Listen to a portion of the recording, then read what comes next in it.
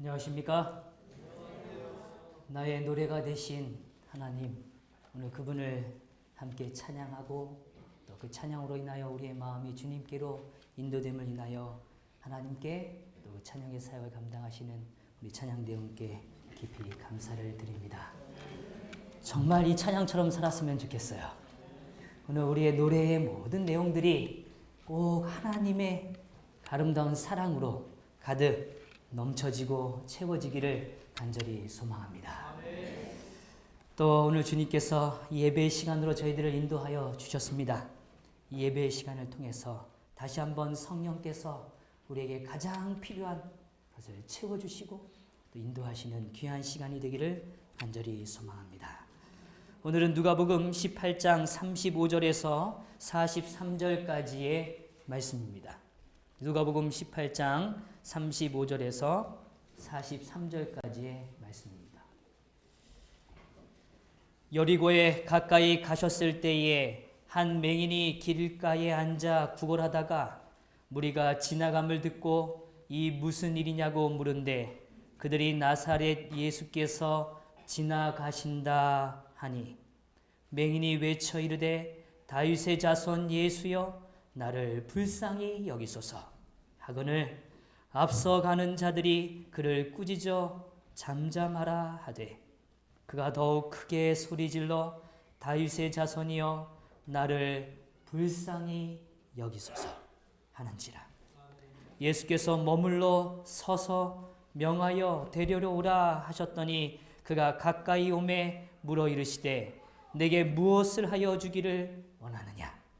이르되 주여 보기를 원하나이다. 예수께서 그에게 이르시되 보라 내 믿음이 너를 구원하였느니라 하시매 곧 보게 되어 하나님께 영광을 돌리며 예수를 따르니 백성이 다 이를 보고 하나님을 찬양하니라. 아멘. 오늘 우리가 조금 전에 아는 것처럼 진짜 우리의 삶이 하나님의 이름으로 찬양하는 것처럼 오늘 여기 앞을 보지 못했던 한 사람이 오늘 나음을 입었을 때 그가 다른 것이 아니라 하나님을 찬양했던 것처럼 오늘 우리가 이 예배를 통해서 오늘 우리의 하루의 삶을 통하여 하나님을 찬양하는 역사가 있기를 간절히 바랍니다. 오늘 저는 제목을 정하면서 고민을 했어요. 그러다가 우리가 잘 확인한 것처럼 예수여 나를 불쌍히 여기소서 라고 정했습니다. 여기 등장하는 이 불쌍이란 단어를 좀 먼저 생각해 보죠. 이 불쌍이란 단어는 의외로 우리가 이해하는 그리고 잘 사용하는 또 우리가 늘 즐겨 사용하는 단어 중에 한 단어입니다. 그것은 무엇인가 하면 자비롭다라는 뜻입니다. 무슨 뜻이라고요? 자비롭다.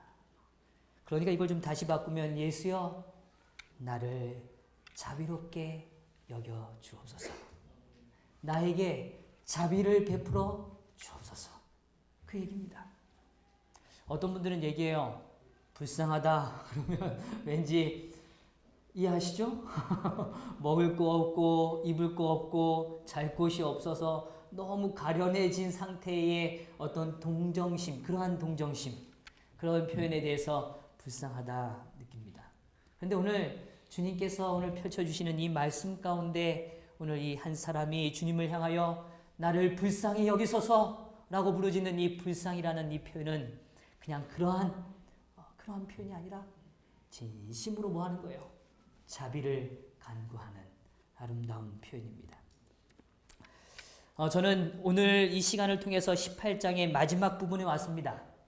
그런데 오늘 이 18장의 시작 부분으로 좀 돌아가 보면 이렇게 시작해요. 예수께서 그들에게 항상 기도하고 낙심하지 말아야 할 것을 말씀해 주셨죠. 근데 오늘 그 마지막은 무엇으로 끝나냐면 하나님을 뭐 하는 것으로 끝나요? 찬양하는 것으로 끝납니다. 오늘 우리가 낙심하지 않고 기도할 땐 분명히 오늘 우리의 삶을 어느 자리로 옮겨 놓으실까요?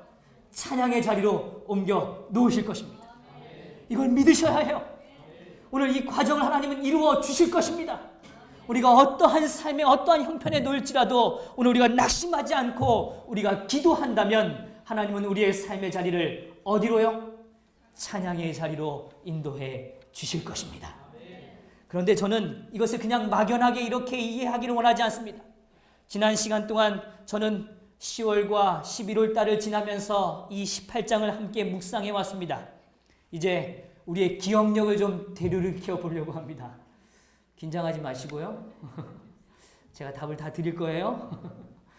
먼저 저는 이 18장 첫 번째 주제인 이 과부와 재판장의 비유에서 한 가지를 주목했어요. 그것은 무엇인가 하면 믿음이라는 주제였습니다. 여긴 기도를 이야기하는 것 같아요. 그러나 사실은 무엇을 이야기하냐면 믿음에 대한 이야기입니다. 오늘 믿음은 다른 것이 아니라고 말씀드렸어요. 우리가 주님과 가까워질 이유를 찾는 것이 무엇이라고요? 믿음이라고 설명드렸습니다. 더불어 믿음은 시련의 때에 하나님의 방법, 오직 하나님의 방법 그 자체가 바로 기도이고 그것은 바로 믿음이라고 말씀을 드렸습니다. 오늘 우리의 위기와 우리의 삶에 다가오는 시련 가운데서 오늘 하나님의 살아계심, 하나님의 임재, 하나님의 손길을 느낄 수 있는 그 실질적인 힘은 바로 오늘 우리가 하나님을 무엇하는 것부터요? 믿는 것부터 시작됩니다. 성도 여러분, 믿음을 잃지 마십시다. 오늘 우리가 믿음이 있다면 기도할 것입니다. 오늘 믿음이 있다는 증거는 무엇하는 거라고요? 기도하는 것입니다. 그것이 하나님이 보여주신 가장 위대한 방법이고 오늘 우리가 선택할 수 있는 가장 위대한 선택이기 때문입니다. 그래서 저는 미리 좀 강조해 보려고 그래요. 오늘 내용 가운데도 있지만 미리 강조하려고 합니다. 다음 주는 어떤 주간이에요? 기도 주간입니다. 이건 위대한 기회의 시간입니다. 하나님이 우리에게 주신 위대한 기회의 시간입니다. 기도하십시다. 진정으로 기도하십시다. 하나님께 오늘 우리가 매달리는 생에 하나님께 전적으로 맡기는 그 믿음의 시간을 오늘 우리의 삶에서 경험하기를 간절히 바랍니다. 오늘 믿음을 가진 자의 두 번째 단계는 무엇인가 하면 생명의 기도를 드리는 것이라고 말씀드렸어요. 바리새인과 세리의 비유를 통하여 우리는 깨닫게 되었죠. 자기를 낮추는 자는 하나님이 어떻게 하신다고요? 높이신다고요. 낮아진다는 건 다른 것이 아닙니다. 우리의 삶의 답답함을 자각하는 거예요. 그렇지. 내 힘으로 되는 것이 아닌 것인데 라는 그 답답함을 자각하는 것이죠. 더불어 생명의 기도는 죄에 대한 자각이라고 말씀드렸어요. 생명의 기도는 전능하신 자를 향한 의뢰심을 갖는 것이라는 것을 말씀드렸습니다. 오늘 우리가 믿음을 가진다면 그 믿음은 생명의 기도로 옮겨갈 것입니다. 이제 세 번째 주제를 좀 다시 한번 살펴보면 어린아이들을 다가오는 걸 금하지 말라는 예수의 아름다운 삶을 보면서 우리는 깨닫게 되었습니다. 은혜가 무엇인지를 확인하게 되었죠. 은혜는 예수님께서 우리의 삶을 만져주시는 것이라고 말씀드렸어요. 오늘 하나님께로부터 은혜를 받기에 결코 작은 자는 없다는 것을 확인했습니다. 결코 가치 없는 인생은 없다는 것이죠. 어떠한 일을 할지라도 어떠한 삶이라 할지라도 은혜 받기에 충분하다는 것입니다. 그것은 그 사람이 무엇을 가졌거나 이루었기 때문이 아니라 하나님은 그런 분이시기 때문에 그렇습니다. 하나님의 은혜는 대상을 가리지 않기 때문이죠. 은혜는 가까이 다가가는 자, 더 하나님께 가까이 다가가는 자에게 다가오는 것입니다. 그래서 은혜는 축복을 담은 씨앗이라고 말씀드렸어요. 그처럼 오늘 우리는 믿음을 간직하고 그 믿음은 생명의 기도를 유발하며 그 생명의 기도는 우리에게 은혜를 경험하게 하신다는 것입니다. 이제 오늘 우리는 그 다음의 주제로 가죠. 한 부자 관리의 이야기입니다. 오늘 부자 관리에게 주님은 약속하십니다. 무엇을 약속하시는가? 영생을 약속해 주십니다. 오늘 이 영생은 우리의 삶에 우리 힘으로 채울 수 없는 만족감, 완전한 만족을 우리에게 허락하시는 축복이라고 말씀드렸어요. 그것은 예수님께서 친히 지신 십자가의 은혜를 통해서만 오늘 우리의 삶에 다가오는 것이라는 거죠. 영생은 더불어 하나님과 동역하는 기쁨으로 채워지는 것입니다. 오늘 그 영생을 맞이하고 경험하는 자들이 누리는 것이 바로 지난 시간 다루었던 예루살렘에 이르는 자들, 평화의 동산에 이르는 자들, 참된 평화를 누리는 것입니다. 지난 한 주 동안 우리는 평화를 간구하셨습니까? 그리고 평화를 누리셨나요? 오늘 우리의 삶에 주시길 원하는 그 평화가 우리의 삶을 꼭 채우시게 되기를 간절히 바랍니다. 그래서 오늘 이 평화를 가지고 오늘 평화를 누리기 위하여 주님은 예루살렘의 그 고난의 길을 마다하지 않으셨던 거죠. 이제 저는 이 5가지 주제를 뒤로 하고 이제 하나님께서 마지막 한 가지 주제에 집중하시는 이 본문 앞에 서게 된 것입니다. 오늘 35절부터 등장하는 이 이야기는 바로 여리고에 가까이 가셨을 때에 라고 표현합니다. 어디에 가까이 가셨을 때예요? 여리고라는 성입니다. 이 여리고라는 성은 우리가 잘 알지만 출애굽 당시 이후에 오늘 가나안 땅을 정복하는 과정에 있어서 오늘 가나안의 첫 발을 내디뎌서 오늘 길갈에서의 멈춤 이후에 첫 성인 여리고 성을 오늘 인간의 힘이 아니라 오직 그들의 믿음의 행진을 통하여 무너뜨렸던 첫 번째 성입니다. 그 성이 어디였어요? 여리고 성입니다. 근데 오늘 이 일이 있은 이 많은 시간이 이른 후에 예수님께 이 다시 오시는 예수님의 그 삶의 모습 속에 어디로 가까이 가시냐면 여리고로 가까이 가시는 겁니다. 무너졌던 성, 오늘 타락했던 그 하나의 표상적 성이었던 그 여리고로 주님은 가까이 다가가시는 거죠. 그런데 그 여리고에 있었던 한 사람을 성경은 주목합니다. 그 사람은 다른 사람이 아니라 오늘 한 맹인입니다. 어떤 사람이에요? 맹인입니다. 앞을 뭐하지 못하는 사람이에요? 보지 못하는 사람이에요. 그는 아마도 여리고의 그 모습을 그렇게 선명히 기억하지 못할 것입니다. 그는 그냥 듣기만 하죠. 사람의 소리를 듣기만 하는 사람입니다. 오늘 그 사람이 오늘 주님께서 가까이 오셨다는 소리를 들었어요. 그리고 오늘 성경의 표현처럼 무리가 지나감을 듣고 지나침을 듣고 이렇게 이해하셔야 해요. 그냥 지나가는 게 아니라 의도적으로 지나치는 것처럼 보여지는 겁니다. 지나감을 듣고 이 무슨 일이냐고 묻습니다. 그들이 뭐라고 대답하는가? 나사렛 예수께서 뭐 하신다고요? 지나가신다. 나사렛 예수께서 지나가신다 라고 표현합니다. 그럴 때 맹인이 이렇게 말합니다. 38절 한번 같이 읽어보시죠. 성경 오늘 누가복음 18장 38절의 말씀입니다. 준비되셨죠? 시작. 맹인이 외쳐 이르되 다윗의 자손 예수여 나를 불쌍히 여기소서. 다윗의 자손 예수여 나를 뭐하소서? 불쌍히 여기소서. 오늘 이 한 사람의 고백은 매우 중요합니다. 이 사람은 무엇이라 말하냐면 아까도 설명드렸지만 다윗의 자손 예수여 나를 불쌍히 여기소서라고 말합니다. 나를 뭐하게 달라고요? 불쌍히. 자비를 간구하는 것입니다. 그런데 오늘 이 자비를 간구하는 이 앞부분의 표현이 매우 중요해요. 오늘 이 맹인은 외칩니다. 크게 소리 질러요. 그리고 말하기를 다윗의 자손 예수여 라고 이야기합니다. 오늘 여기에 예수와 함께 있었던 사람들이 있어요. 예수를 본 사람들입니다. 예수를 눈으로 확인한 사람들이에요. 오늘 예수를 그냥 들은 게 아니라 눈으로 확인하고 느낄 수 있는 사람들이에요. 근데 그들에게 오늘 이 맹인이 묻죠. 누가 지나갑니까? 무슨 일입니까? 라고 물었을 때 그들의 답변은 이렇게 말합니다. 나사렛 예수다 라고 얘기합니다. 나사렛 예수. 오늘 그들의 말 속엔 아직 확신이 없습니다. 그냥 그들의 출신을 이야기하는 거죠. 예수의 출신을 이야기합니다. 나사렛, 정말 어떻게 보아도 희망이 없는 땅 우리가 잘 알지 않습니까? 나사렛에 어찌 선한 것이 날 수 있으랴? 오늘 그들은 예수를 바라보고 있지만 여전히 예수는 메시아, 오늘 약속된 주체와 실현된 모습으로 다가오는 게 아니라 그들이 이해하는, 그들이 보는 현상에 급급해 있는 것이죠. 오늘 어떠한 존재라고요? 나사렛 예수. 그저 눈에 보이는 한 존재로 언급하는 것입니다. 그런데 오늘 이 맹인은 오늘 자신의 눈에 보이는 존재가 아니라 들었어요. 오늘 그 들음은 단순히 그냥 귀로 들은 게 아니라 그의 마음의 울림으로 시작된 것입니다. 그의 마음 속엔 오늘 선명한 약속이 있었던 것입니다.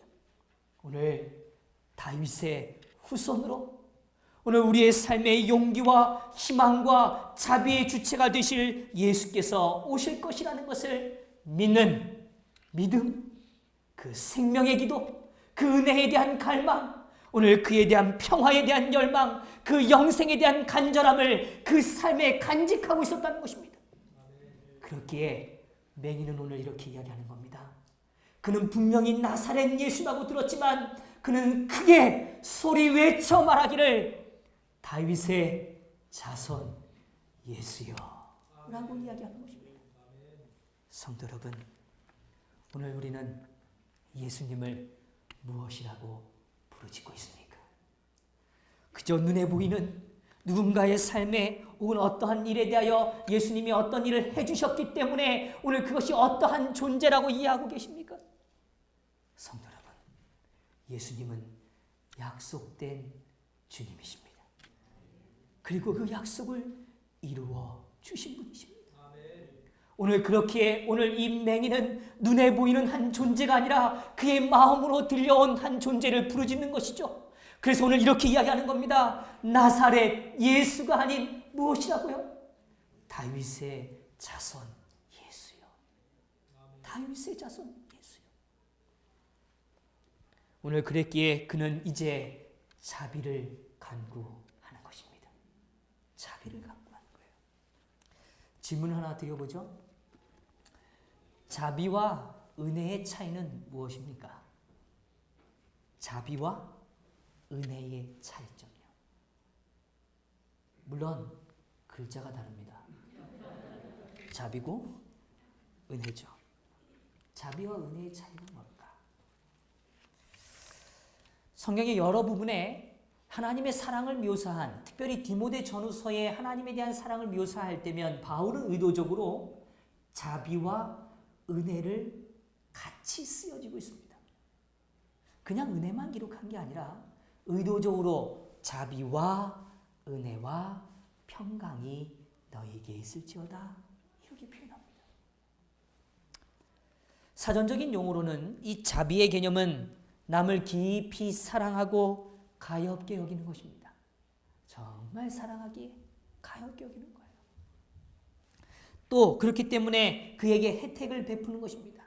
이 베풀어진 혜택을 의미할 때 자비라고 보여지는 거예요. 근데 전제가 분명해요. 남을 깊이 뭐 하고요?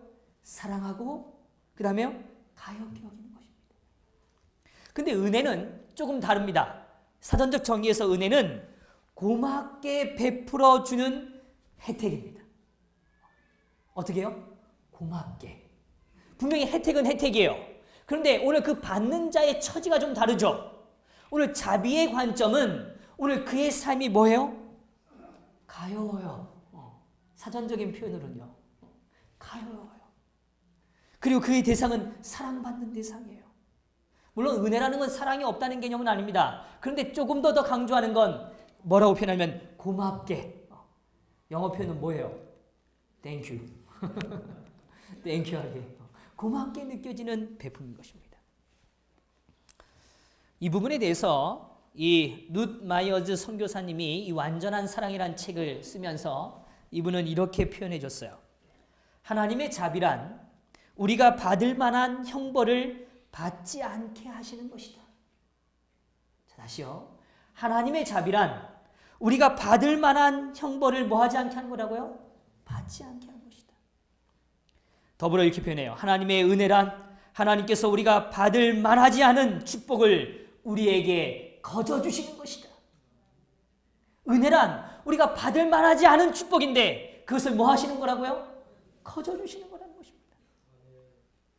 그러면서 이렇게 표현해요. 자기 정죄라는 먹구름이 덮이며 하나님의 은혜를 붙들지 아니하면 하나님의 자비를 이해하지 못하고 그 자비를 붙들지 못할 때 우리는 하나님의 풍성한 축복을 이해할 수 없다. 하나님의 풍성한 축복은 두 가지가 공유되어지는 거라는 걸 이야기하는 겁니다. 오늘 첫 번째, 오늘 우리의 삶에 일어나는 정죄의 역사, 그 검은 먹구름, 정말 우리의 삶에 찾아오는 그 죄책감, 그 두려움을 우리의 힘으로 도저히 넘어설 수 없는 우리의 삶에 하나님은 무엇을 허락하신다고요? 자비를 허락하신다는 것입니다. 자비를 허락하신다는 거예요. 그런 다음에 오늘 주님께서 오늘 우리의 삶에 풍성한 축복을 허락하시기 위하여 은혜라는 물결을 부어 주신다는 것입니다. 이게 선교사에 있던 오늘 이 존 룸마이어스의 선교사의 고백이었어요. 물론 절대적인 건 될 수 없겠죠. 그러나 오늘 또다시 이러한 표현을 또 저는 확인해 봅니다. 은혜는 절대로 받지 못할 것을 받은 것이고, 자비는 마땅히 받을 것을 받지 않은 것이다. 마땅히 뭐 해야 될 거요? 받을 거요. 그거를 받지 않았다는 것입니다. 엘렌 화이트 이 부분에 대해서 우리에게 이렇게 표현했어요. 잘 들어보세요. 은혜란 공의가 없이 받는 호의다. 내가 어떤 대가를 치르지 않았지만 뭐 해주는 거예요? 주어지는 것이라는 겁니다. 죄에 대하여 전혀 알지 못하는 천사들은 저들에게 은혜를 베풀었다 할지라도 그 의미를 깨닫지 못하며 다만 우리들의 범죄한 상태만이 자비한 하나님께로부터 은혜의 역사하심을 요구하게 된다. 자, 이 부분 좀 다시 한번 이해하셔야 돼요. 조금 어려울 수 있어요. 다만 우리들의 뭐한 상태라고 하면 범죄한 상태에서만, 우리가 죄를 범한 상태에서만 자비한 하나님께로부터, 그 시작점이 누구라고 말씀하시는 거예요? 하나님. 근데 그냥 하나님이 아니라 어떤 하나님요? 자비하신 하나님이라고 말해요. 자비하신 하나님께로부터 은혜의 역사하심을 요구하게 된다. 그러니까 오늘 하나님이 우리를 찾아오시는 그 자체가 자비라는 것입니다. 절대로 주님은 죄를 용납하지 않으시죠. 죄를 그냥 허용하지 않으시는 겁니다. 그런데 그 죄인인 우리들에게 예수님은 뭐 하셨어요? 다가오셨어요. 그것을 뭐라고 이야기한다고요? 자비라고 이야기하는 것입니다. 여기 좀 더 이렇게 표현했어요. 자비란 엘렌 화이트는 이렇게 분명히 표현합니다. 자비가 부여된 그 대상물의 불완전함을 암시하여 준다. 다시요. 자비라는 건 자비를 부여받는 대상. 오늘 제가 하나님으로부터 자비를 받을 때는 제 자신이 여전히 뭐하다는 사실이 존재될 때만요. 불완전하다는 사실. 여전히 불완전한 죄인이라는 사실을 확인할 때만이 자비는 실현된다는 것입니다. 사람의 불완전함 때문에 자비가 실제로 나타나게 되었다. 죄는 하나님의 사랑의 대상물이 아니다. 그의 증오의 대상물이다. 죄는 절대로 하나님의 사랑의 대상이 될 수 없다고요. 근데 하나님께서는 오늘 우리의 삶에 뭐 하셔요? 더 가까이 다가오시는 겁니다. 그것을 뭐라고 이야기하는 거라고요? 자비라고 이야기하는 겁니다. 성도 여러분, 자비를 간구하십시다. 오늘 우리의 불완전함을 이해할수록, 오늘 우리의 연약함을 이해할수록 오늘 우리는 무릎을 꿇어 하나님이 다가오시는 그 사실로 인하여 기뻐하셔야 합니다. 오늘 여기 분명히 말해요. 죄는 하나님의 사랑의 대상물이 아니라고 이야기해요. 증오의 대상물이라고 이야기해요. 그러나 그는 죄인을 동정하시는 바 이는 죄인의 조물주의 형상을 지녔으며 또한 자신의 공로에 의해서가 아니라 죄인을 위하여 구주께서 행하신 위대한 희생을 통하여 예수 그리스도께서 부여하신 공로로 말미암아 그가 능히 하나님의 아들이 될 수 있는 능력을 받은 까닭이다. 감사하죠. 오늘 우리는 하나님의 사랑을 분명하게 이해해야 합니다. 하나님의 사랑은 막연히 그냥 사랑한다가 아니에요. 하나님은 도저히 우리를 사랑할 수 없었죠. 왜냐하면 우리는 죄로 다 얼룩져 있기 때문입니다. 도저히 다가가실 수가 없어요. 너무 깊은 악취가 나는 거죠. 그러나 주님은 오늘 자신의 전 존재를 내걸고 우리의 삶을 찾아오시는 겁니다. 그것을 무엇이라고 얘기한다고요? 자비라고요. 그리고 오늘 우리가 일어날 수 없는데 우리의 손을 잡아서 일으켜 세우시는 그 능력에 힘이 임재하는 것, 내 공로가 아니지만 내 삶이 변화되고 있는 역사, 그것을 바로 은혜라고 이야기하는 것입니다. 성도 여러분, 자비를 간구하십시다. 그건 진짜 신앙의 시작입니다. 오늘 은혜에 있기 전에, 은혜의 역사 이전에 오늘 하나님이 우리를 찾아주신다는 그 사실에 대한 감사, 감격이 우리의 삶에 찾아와야 합니다. 그럴 때 우리는 하나님의 사랑의 깊이를 더 깊이 이해하게 되는 거죠. 둘 중 어느 쪽이라도 한쪽이 기울어지지 않도록 성경은 은혜와 자비를 동일하게 강조하는 것입니다. 오늘 여호와는 은혜롭고 자비롭고 인자하시며라고 끊임없이 우리에게 부르짖는 것이죠. 오늘 우리는 정죄로 통하여 그 죄책감에 짓눌려서 우리의 삶을 몸부림칠 때가 참 많죠. 그러나 하나님은 우리에게 살아갈 능력의 은혜를 부어주시죠. 그러나 그 능력의 은혜에 있기 전에 자비라는 하나님의 위대한 사랑의 행위가 있는 것입니다. 우리를 다시 우리의 손을 꼭 잡으셔서 오늘 그 죄의 악취나는 구렁텅이에서 우리를 끄집어내셔서 오늘 죄책과 수치와 정죄의 오늘 깊은 구덩이에서 우리를 건져내시기 위하여 우리 손을 잡으시는 일, 그 일이 바로 자비라는 것입니다. 성도 여러분, 주님의 그 자비를 경험하십시다. 꼭 누리셔야 해요. 그래서 마태복음 17장 15절에도 이렇게 말해요. 주여 내 아들을 불쌍히 여기소서. 저가 간질로 심히 고생하여 자주 불에도 넘어지며 물에도 넘어지는지라. 오늘 이 한 부모의 마음을 좀 기억하십시오. 한 아들이 있죠. 근데 그 아들은 이 간질로 인하여 심한 고생을 합니다. 어느 순간 쓰러지고 어느 순간 좌절하고 정상적인 것 같지만 갑자기 찾아오는 그 두려움의 순간들을 이 부모는 견딜 수가 없는 것입니다. 그럴 때 그의 그 불쌍한 삶, 어떻게 보면 헤어날 수 없는 그 삶에 대하여 주님께 부르짖는 겁니다. 하나님, 저는 정말 더럽혀져 있습니다. 그러나 자비를 허락하여 주옵소서. 그렇게 부르짖는 겁니다.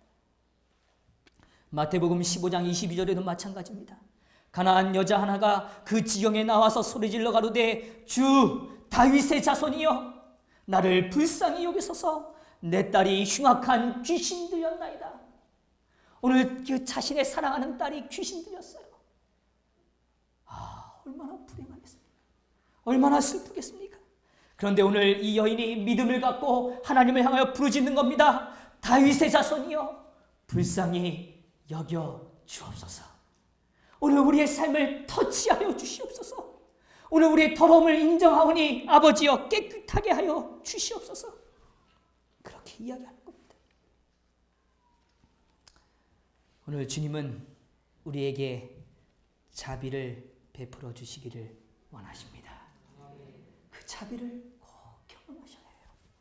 그래서 저는 이제 제 정입니다. 뭐 동의 안 하셔도 괜찮은데 제 그냥 신앙의 고백이라고 이해하시면 좋겠어요.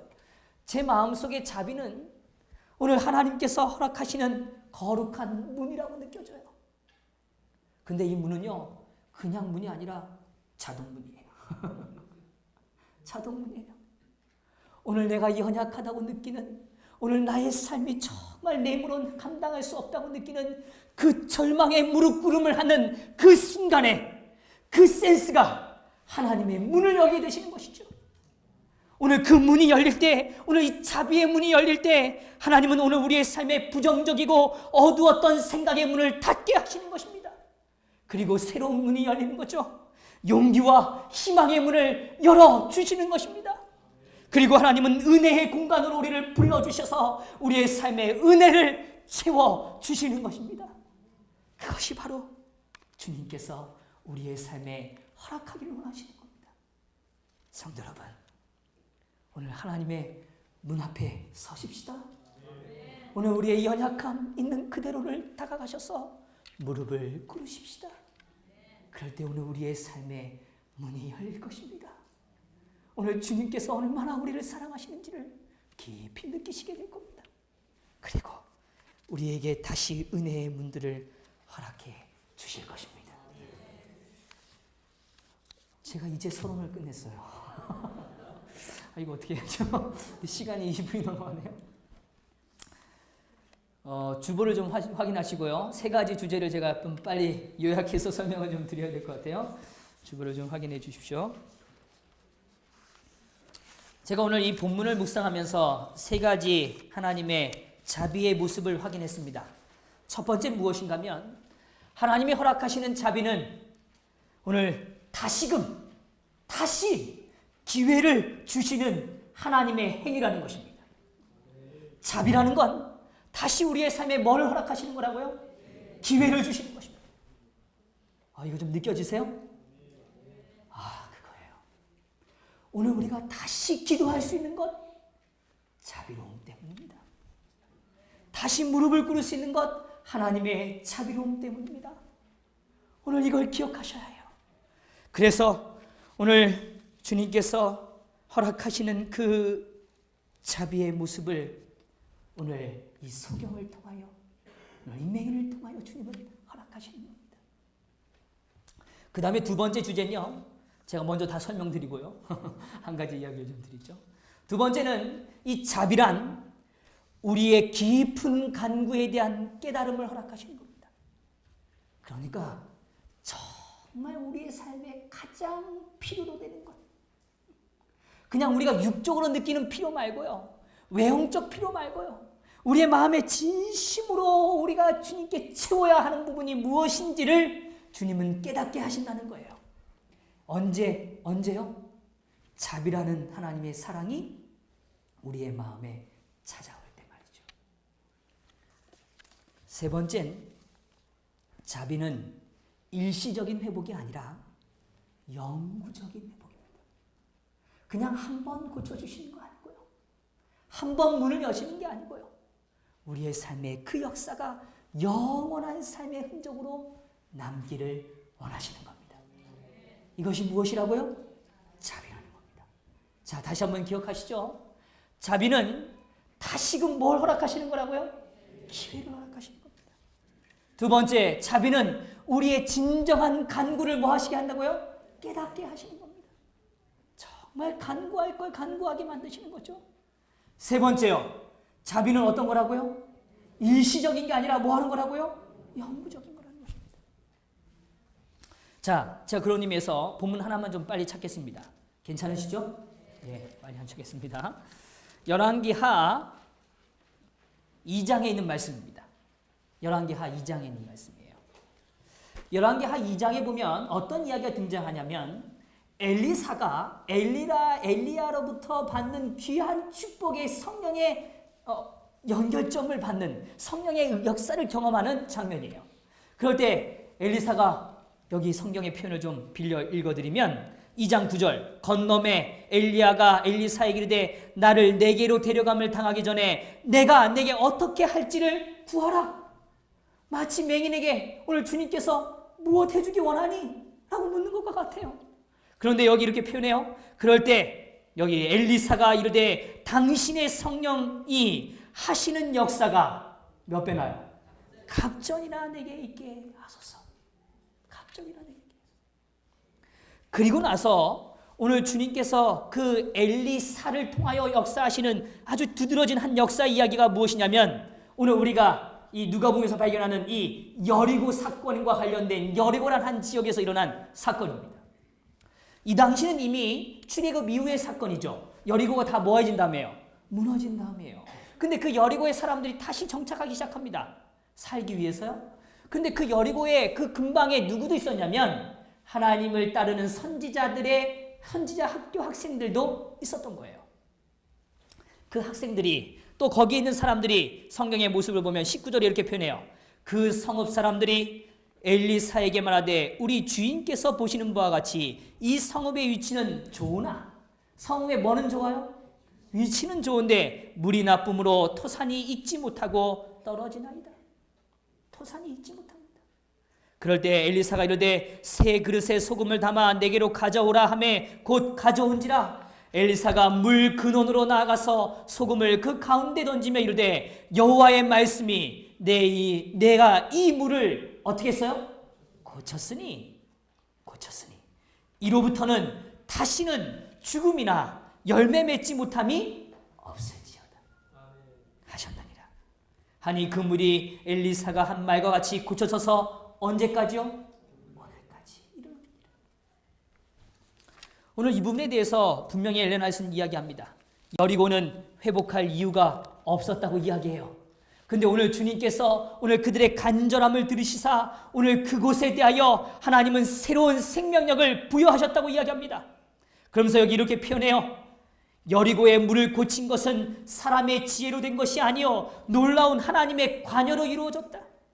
이 성읍을 재건하는 자는 하나님의 은총을 받을 가치가 없었으나, 절대로 이 성읍을 재건하는 건 하나님의 뜻도 아니고 그것부터 은혜를 받을 가치가 없었다고 이야기해요. 그러나 그 해를 악인과 선인에게 비추게 하시며 비를 의로운 자와 불의한 자에게 내려오시는 하나님께서는, 그런 하나님께서는 이 경우에 이러한 자비의 증거를 통하여 그가 이스라엘의 영적 병을 기꺼이 고쳐주고자 하심을 나타내는 것이 합당하다고 여기셨다. 아멘. 그것입니다. 여리고는 회복할 가치가 없어요. 그런데 오늘 그들의 간절함을 주님이 들으시고 그 여리고에 오늘 다시 샘물을 뭐하게 하셨어요? 나게 하신 겁니다. 다시 물이 흐르게 하신 겁니다. 오늘 다시 초목이 푸르름을 발할 수 있도록 주님이 생명의 물주기를 허락하신 것이죠. 어찌 보면 회복의 기회가 사라져버린 땅, 도저히 회복할 이유가 없어 보이는 땅. 그러나 주님은 오늘 그것을 찾아가셔서 오늘 앞을 보지 못하는 한 사람의 심령을 회복하시고 이끌어 주시는 것입니다. 바로 이것이죠. 오늘 주님은 우리를 향하여 자비로우십니다. 어떠한 경우일지라도 우리의 마음을 아시는 그분께서 우리의 삶을 회복하시기 위하여 기회를 부여해 주실 것입니다. 그 기회의 부여는 단순히 일시적인 회복이 아니라 어떠한 회복이라고요? 영구적인 회복, 영원한 시간의 약속을 오늘 우리에게 허락하시는 것입니다. 그래서 오늘 이 누가복음 18장에 등장하는 맹인이 말하기를 주여 보기를 원하나이다 라고 표현하는 이 보기를 원한다는 단어는 우리가 잘못 이해하면 눈의 가시적 현상을 깨닫는 것을 이해합니다. 근데 그렇지 않고요. 여기서 등장하는 보기를 원한다는 단어의 의미는 위의 것을 보고 싶습니다 라는 뜻입니다. 어디 걸 보고 싶다고요? 위의 것이요. 엘리야가 엘리사에게 무엇을 원하느냐? 성령의 능력을 갑절이나 있게 하옵소서. 그것처럼 오늘 이 맹인은 깨달은 것입니다. 이제 그는 이 땅의 사물을 보는 것으로 만족할 수가 없었어요. 그에게는 오늘 하나님의 영원한 회복, 영구적인 회복, 오늘 그것은 오늘 이 땅의 것을 보는 게 아니라 어디 것을 볼 수 있는 능력이요, 하늘의 것, 하늘의 역사, 하나님의 그 통치의 아름다움의 역사를 보기를 원했다는 것입니다. 오늘 그것이 오늘 그에게 주시길 원하는 하나님의 축복이었다는 말이죠. 그럴 때 주님은 그에게 볼 것이다 라고 말씀하셨고, 그는 이제 하나님께 영광을 돌리고 찬양을 돌리게 되는 것입니다. 성도 여러분, 오늘 우리의 삶이 그런 아름다운 자비의 삶을 경험하는 저와 여러분이 되시기를 간절히 바랍니다. 그래서 오늘 우리의 간구가 외형적인 기도의 간구가 아니라 우리의 내면의 진심 어린 간구가 오늘 주님께 드려지는 자비하심의 놀라운 역사를 맛보아 하시게 되기를 간절히 바랍니다. 이 얘기는 하고 제가 맞춰야 될 것 같아요. 저 끝날 것 같은데 자꾸 안 끝나니까 답답하시죠? 제가요, 중풍병자요. 그가 그렇게 천장을 뚫고 내려왔을 때요, 마태복음 분명히 얘기합니다. 그냥 나아라 이렇게 말하지 않으시고 소자야 안심하라, 내 죄가 사여졌느니라. 오늘 중풍병자는 내려놓으시 분명히 많아요. 그의 오래된 잘못된 습관과 죄의 습성이 그를 병으로 이끌었다 이렇게 말해요. 오늘 그는 육신적인 연약함의 문제가 아니라 그의 삶의 죄의 문제가 해결되지 않은 그 고통 가운데 있었단 말이죠. 그걸 누가 하셨어요? 주님이 하셨어요. 그래서 주님이 뭐라고 말씀하세요? 소자야 안심하라. 오늘 주님의 그 아름다운 자비의 손길이 우리의 삶에 충만한 역사로 있게 되기를 간절히 바라면서 말씀을 마치겠습니다.